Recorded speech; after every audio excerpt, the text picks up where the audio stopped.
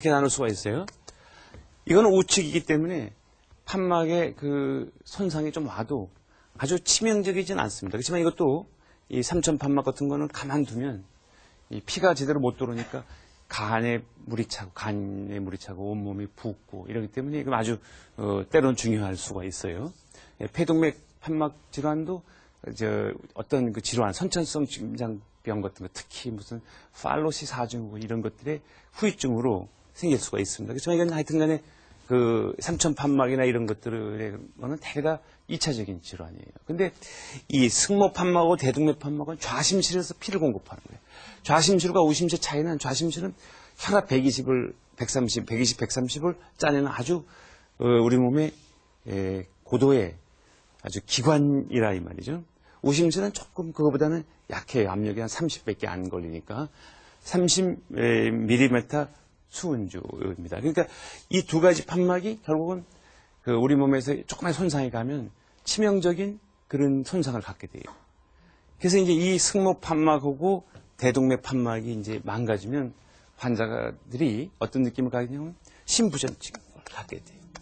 그래서 숨이 차고 그 다음에 조금 지나면 심장이 다 망가져요. 펌프가 다 파괴가 되고 돌이킬 수 없는 수준까지 가게 됩니다.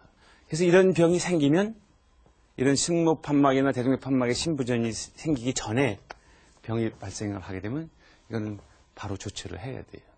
그래서 이제 여태까지 사는 방법 중에 제일 그 흔한 방법이 제일 이상적인 방법이 자기 판막을 잘 수리해서 쓰는 거예요.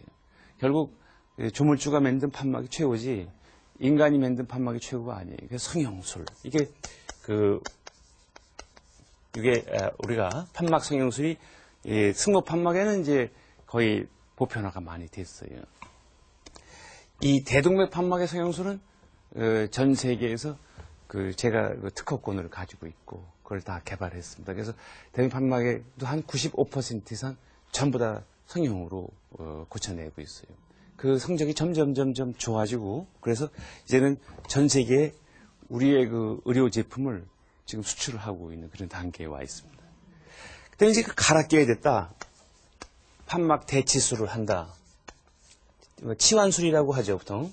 판막을 치환술한다. 그럼 치환술에는 크게 이것도 이제 때에 따라서는 이제 필요한데 치환술은 어떤 게 있냐면 첫째는 이제 승모 판막하고나 이런 치환술에는 금속 판막이 있어요.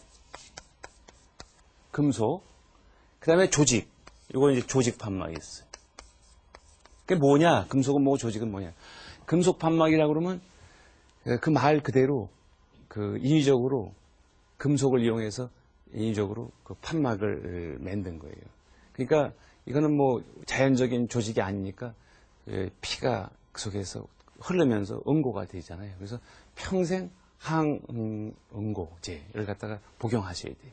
조직 판막은 그런 건 없어요. 그냥 대개는 돼지의 그 판막을 쓰거나 아니면은 소의 심낭 껍질을 갖다 쓰는 경우인데 저거는 단점이 한 7, 8년에서 한 10년밖에 못 가요. 그 이유는 뭐냐면 이 판막의 잎사귀가 망가지는 게 아니라 판막의 잎사귀를 둘러싸고 있는 이런 이제 이게 거기에 붙어 있는 우리가 보통 프레임이라고 테라고 그러고 테두리 여기하고 이어진 부위가 다 움직이면서 손상이 일어나게 돼요. 왜냐하면 이런 조직에다가 이걸 만약 직접 붙이면은 이게 암으로 붙잖아요.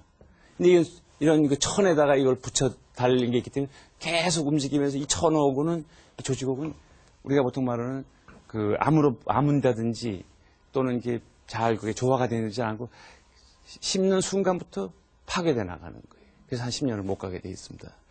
그래서 이제 이 원인은 이제 뭐냐? 승모 판막의 원인을 조금 더 이제 치료를 말씀드렸죠. 원인은 뭐냐면 제일 많은 게 류마티스 열이에요. 그래서 이거는 뭔가 하면 지금 한 40대, 50대 이게 판막 질환에 걸려 있지만 실제는 이 환자가 12살 이내에 뭐 7살도 10살도 좋고요. 그때 감기같이 걸려갖고 열나고 열꽃이 되고 여기저기 돋고 관절도 아프다 그러던 병을 그런 걸 갖다가 소홀히 한 그 결과가 나중에 나이가 10년, 20년 먹어서 생기는 게 제일 흔한 겁니다. 두 번째는 이제 그 원인으로서는 퇴행성 그런 질환, 퇴행성이라는 게 판막이 이제 오랫동안 나이를 드시면서 동맥경화증처럼 파괴돼 나가는 거.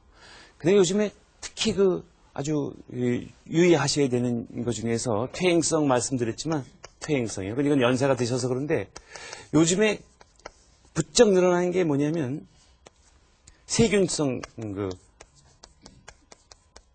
심내막염. 이거는 요즘에 급격히 늘어나고 있습니다. 심내막염이 뭐냐? 우리가 이제 이 몸의 그 방어 기전을 한번 살펴보면은 다리 이쪽 밑쪽에서 우리가 세균이 침입하면 이 사타구니에서 그 임파선들이 그걸 방어를 해주고 있습니다. 그다음에 팔 이런 데서 상처가 나면 겨드랑이에서 임파선이 그걸 방어를 해주고 있어요. 입속에서 웬만한데 상처가 나면 여기 그 목 속에 편도선이 그걸 다 방어를 사실 해주고 있어요. 근데 치아에 문제가 생기면 이건 바로 심장으로 들어가게 돼 있어요.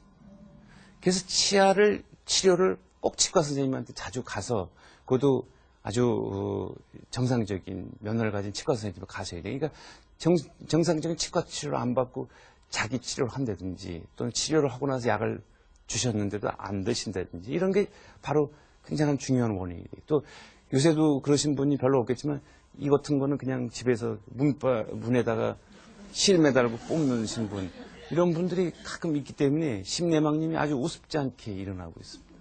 정상적인 치과 진료를 꼭 받으시고 또 정상적인 그 항생제 이런 걸 복용하면 거의 뭐 줄일 수 있어요.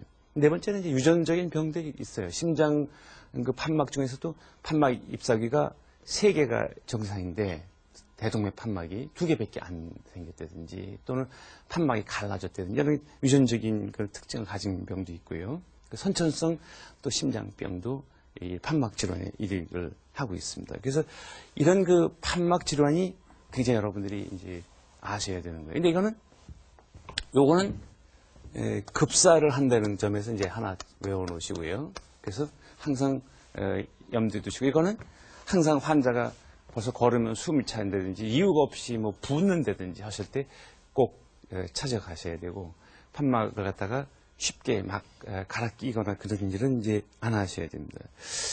세 번째 이제 여러분들이 꼭 잊어버리면 안 되는 것 중에 하나가 요새 급격히 환자가 늘어나기도 하고 이제 생명을 거의 그 위기에서 벗어나는 건데 이게 대동맥 질환이에요. 대동맥 질환인데 대동맥이 아까 말씀드렸지만 가만히 있는 쇠파이프 때문에 절대 터지지 않죠.